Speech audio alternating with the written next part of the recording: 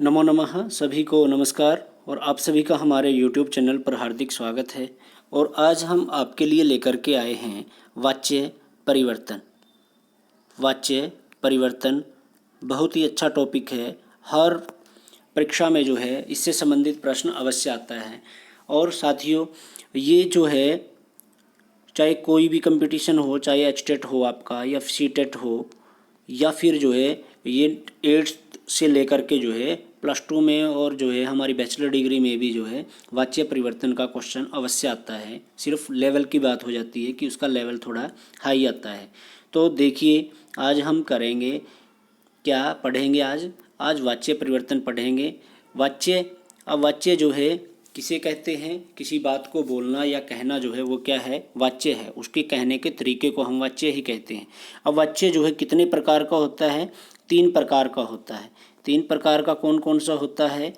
3 प्रकार का है कर्तृवाच्य, सेकंड है कर्मवाच्य और तीसरा है भाववाच्य। और जो अब कर्तृवाच्य है, कर्तृवाच्य के जो है कर्ता में जो है कौन सी विभक्ति होगी, कौन प्रधानता, किसकी प्रधानता होगी? तो देखिए जो कर्तृवाच्य है, जो वाच्य होता है बेटा उसी में जो है वही वाच्य जो है प्रधानता रहती है, उसी वाच्य की प्रधानता रहती है। जैसे कि कर्तृवाच्य है तो कर्तृवाच्य में जो है कर्ता की प्रधानता होगी। कर्मवाच्य है तो कर्मवाच्य में कर्म की प्रधानता होगी। और भाववाच्य में जो है वो भाव की प्रधानता रहेगी। और जो है जो कर्तृवाच्य, जो कि हम लौकिक संस्कृत में जो है इसको बहुत ज़्यादा प्रयोग करते हैं, हम मैक्सिमम प्रयोग, मतलब कि अगर हम 100% की बात करते हैं तो 70% जो है हम इन्हीं का ही जो है कर्तृवाच्य का प्रयोग करते हैं। अब कर्तृवाच्य के कर्ता में जो है अगर डेफिनेशन देखी जाए तो इसमें कर्ता की प्रधानता रहती है। और कर्ता में जो है कौन सी विभक्ति आती है? प्रथमा विभक्ति आती है। किसमें? कर्ता में। और कर्म में जो है द्वितीय विभक्ति आती है। और क्रिया जो है वो किसके अनुसार आएगी? कर्ता के अनुसार आएगी।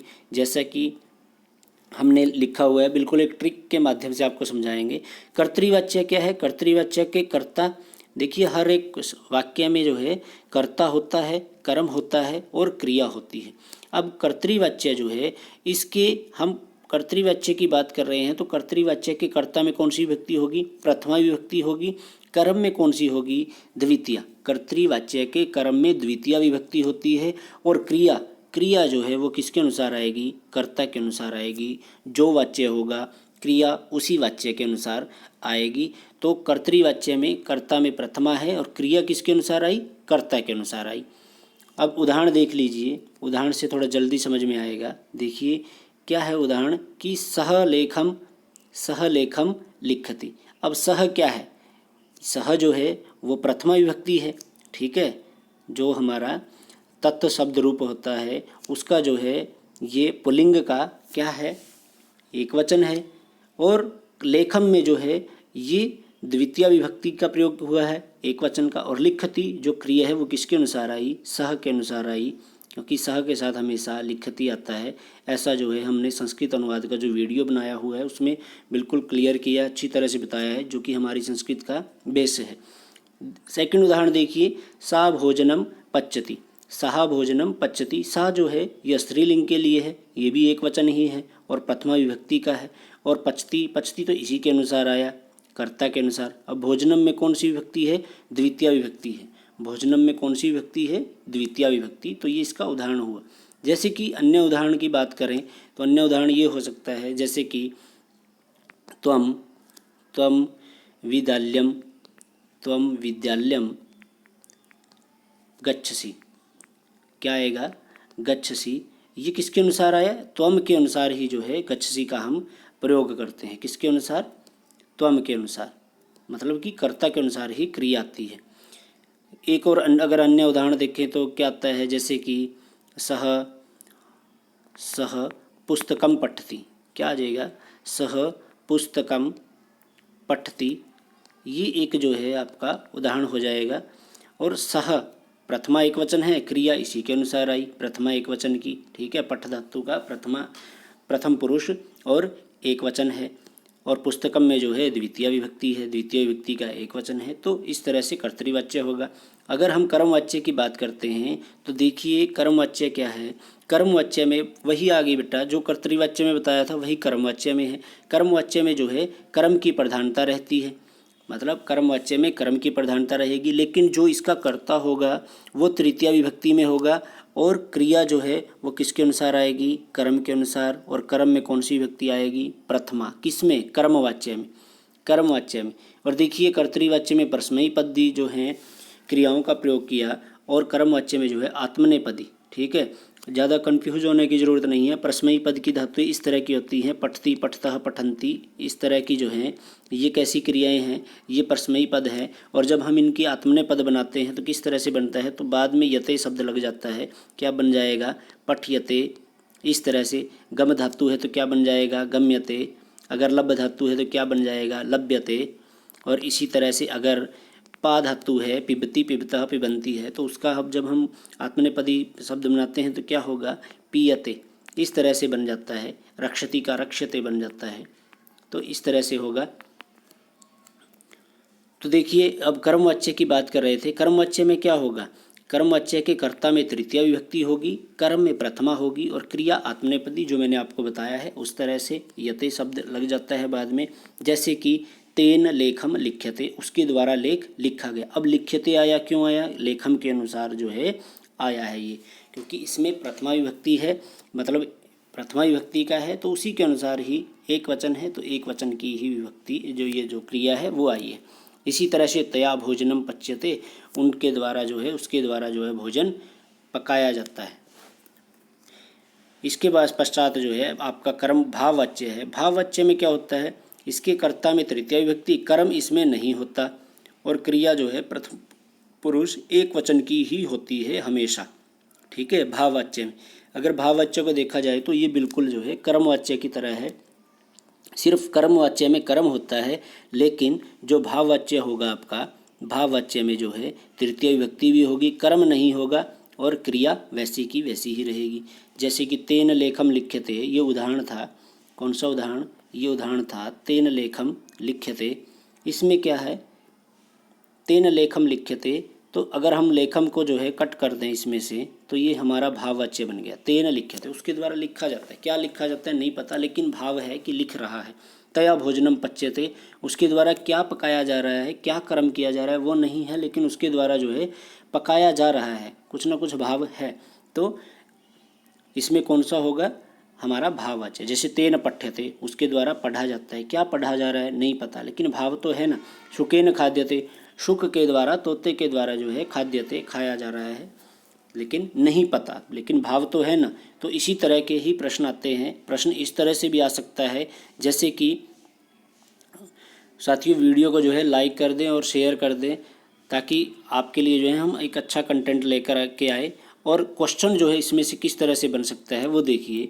जैसे वाच्य है, वाच्य कितने प्रकार का है, 3 प्रकार का है, एक क्वेश्चन तो यही हो गया। या फिर इनमें से कौन सा वाच्य का प्रकार है, कर्तृवाच्य, कर्मवाच्य, भाववाच्य, एक अन्य दे दिया, किसी समास या संधि का नाम दे दिया, तो इनमें से होगा, ये तीनों में ही हैं।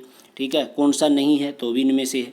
क्वेश्चन इस तरह से आ सकता है कि कर्तृवाच्य के कर्ता में कौन सी विभक्ति होती है, प्रथमा विभक्ति होती है, या फिर कर्तृवाच्य के कर्म में कौन सी विभक्ति होती है, द्वितीया विभक्ति होती है। इसी तरह से कर्तृवाच्य की क्रिया जो है वो किसके अनुसार आएगी, वो कर्ता के अनुसार आती है। ठीक है ना। इसी तरह कर्मवाच्य के कर्ता में तृतीया विभक्ति होगी, कर्म में प्रथमा होगी, क्रिया हमेशा जो है वो कर्म के अनुसार आएगी। भाववाच्य में जो है तृतीय विभक्ति कर्ता में, कर्म इसमें नहीं होता और क्रिया प्रथम पुरुष एक वचन की ही होती है हमेशा। ठीक है, इतना याद रखेंगे। और देखिए कुछ कर्तृवाच्य से कर्मवाच्य में उदाहरण किस तरह से चेंज करेंगे, जैसे मैंने आपको बताया वैसे ही है बिल्कुल। जैसे छात्रः विद्यालयम गच्छति, छात्र विद्यालय को जाता है, तो ये प्रथम पुरुष एक वचन का था, यहाँ पर कौन सी विभक्ति है, प्रथमा। विद्यालयम में कौन सी है, द्वितीया। क्रिया किसके अनुसार है, कर्ता के अनुसार है।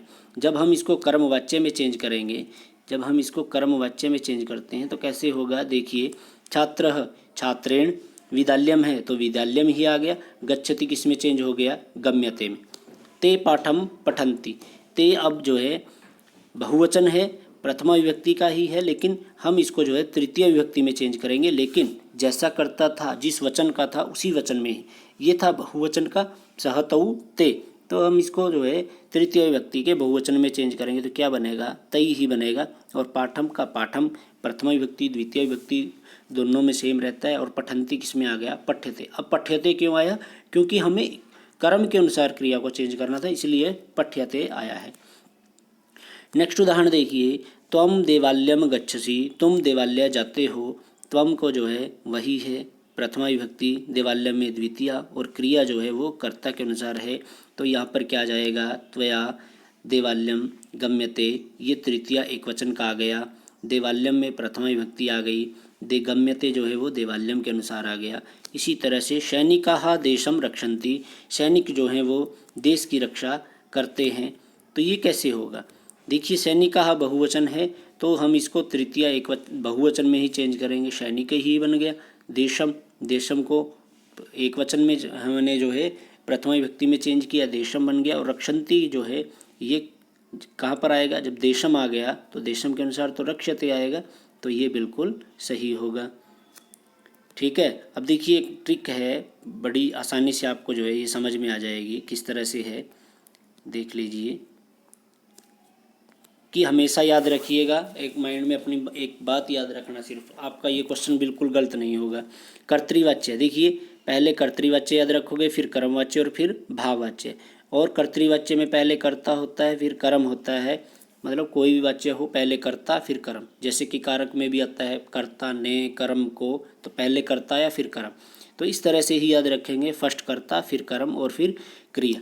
और ट्रिक क्या है, 1 2 3 1, 1 2 3 1, मतलब 1 का मतलब क्या है प्रथमा विभक्ति, कर्म में 2 का मतलब क्या है द्वितीय विभक्ति, फिर कर्मवाच्य में 3 का मतलब क्या है तृतीय विभक्ति, और 1 का मतलब क्या होगा एक वचन। कि कर्तृवाच्य के, देखिए ये कर्तृवाच्य हो, कर्ता हो गया, ये कर्म हो गया और ये क्रिया हो गई। तो कर्तृवाच्य 1 2 मतलब प्रथमा विभक्ति कर्ता में, कर्म में द्वितीय विभक्ति, और क्रिया हमेशा जो है किसके अनुसार आएगी, कर्ता के अनुसार, प्रथमा विभक्ति के अनुसार, जैसा भी होगा एक वचन द्विवचन बहुवचन उसके अनुसार आती है। उसके पश्चात कर्मवाच्य, कर्मवाच्य के कर्ता में तृतीय विभक्ति और कर्म में प्रथमा विभक्ति आती है, और क्रिया जो है कर्म के अनुसार मतलब प्रथमा विभक्ति के अनुसार आ गई। और भाववाच्य में कर्म नहीं होता, इसका वही रहता है जो कि कर्मवाच्य का था। तीसरी विभक्ति कर्म में प्रथमा थी लेकिन इसमें कर्म है ही नहीं, और क्रिया फिर उसी के अनुसार आ गई, मतलब कि यते ही आता है प्रथम पुरुष एक वचन की ही इसमें जो है क्रिया में विभक्ति रहती है, हमेशा से ऐसा ही रहेगा। ठीक है, जो क्रिया है वो कौन सी होगी, प्रथम पुरुष की, और एक वचन की होगी भाववाच्य में हमेशा ही। तो इसको ट्रिक को याद रखिएगा, क्या है 1 2 3 1, पहले कर्तृवाच्य के कर्ता में प्रथम व्यक्ति, कर्म में द्वितीय व्यक्ति, कर्मवाच्य के कर्ता में तृतीय और इसमें प्रथमा। क्रिया हमेशा जो वाच्य उसी के अनुसार क्रिया, कर्तृवाच्य के कर्ता के अनुसार, कर्मवाच्य में कर्म के अनुसार। और जो है कर्तृवाच्य की पहचान कैसे होगी, इसमें जो है पठती पठतः पठन्ति, पठसी पठतः पठत, पठामी पठावह पठामह, इस तरह से जो है ऐसे ही जो सिंपल हमने याद कर रखे हैं वैसे शब्दों का प्रयोग करते हैं। और कर्मवाच्य में क्या होगा, बाद में यते लगा हुआ मिलेगा, जैसे पठियते पठियते पठियन्ते, इस तरह से, तो वो आपका कर्मवाच्य होगा। और भाववाच्य का क्या होगा, भाववाच्य में सिर्फ 2 ही शब्द मिलते हैं, मैक्सिमम जो है 2 ही शब्द मिलते हैं, उसमें कर्म नहीं होता, तो हमें उसका पता चल जाता है कि ये भाववाच्य है। जैसे उदाहरण दिया हुआ है, उदाहरण क्या दिया हुआ है, अहम पुस्तकम पठामि, मैं पुस्तक पढ़ता हूँ, मैं पुस्तक पढ़ता हूँ, अहम पुस्तकम पठामि, पठामि किसके अनुसार आया, अहम के अनुसार। इसके पश्चात है मया, मया पुस्तकम पठ्यते, अब अहम का हमने तृतीय में चेंज किया, मया बन गया। पुस्तकम जो है ये था आपका द्विवचन, मतलब कि द्वितीय विभक्ति का था, ये प्रथम विभक्ति में भी पुस्तकम ही बनेगा, पुस्तकम पुस्तके पुस्तकानि, इस तरह से बनता है। उसमें पठामी अहम के अनुसार चेंज था, पठ्यते जो है पुस्तकम के अनुसार चेंज हो गए। और भाववाच्य में क्या होगा, पुस्तकम ना नहीं आएगा, तो क्या आ गया अकेला, मया और पठ्यते, मेरे द्वारा पढ़ी जाती है, क्या कर्म तो बताया ही नहीं, भाव है सिर्फ। तो ये था आपका वाच्य परिवर्तन। और बेटा जो है इनके जो जितने एग्जाम्पल हैं उनकी आप प्रिपरेशन कीजिए अपनी बुक से, जितना प्रैक्टिस करोगे उतना आपके लिए अच्छा है। और वीडियो को ज़्यादा से ज़्यादा लाइक और शेयर कीजिए। धन्यवाद।